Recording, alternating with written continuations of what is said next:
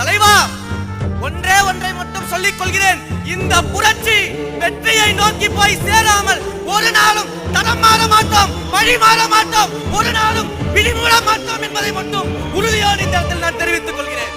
மக்களை பிரித்து சூழ்ச்சி செய்து ஆட்சி அதிகாரத்தை ருசிக்கலாம் என்ற பாசிச ஆட்சியாளர்களும் வேண்டாம். எப்படியெல்லாம் மக்களை சுரண்டி ஒரு குடும்பம் மட்டும் வாழலாம் என்று நினைக்கக்கூடிய பாயாச ஆட்சியாளர்களும் வேண்டாம். பாசத்தோடு மக்களை நேசிக்கக்கூடிய தலைவர் தான் முதலமைச்சராக வேண்டும் என்று மக்கள் கேட்கிறார்கள்.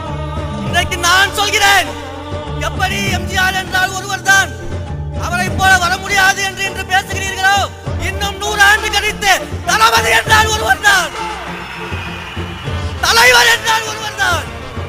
அவரை போல ஒரு முதலமைச்சர் இனி கிடைக்க மாட்டார், அவரை போல நல்லாட்சி கொடுக்க மாட்டார் என்று வருங்காலம் பேசக்கூடிய தளபதியாக நம் தலைவர் இருப்பார்.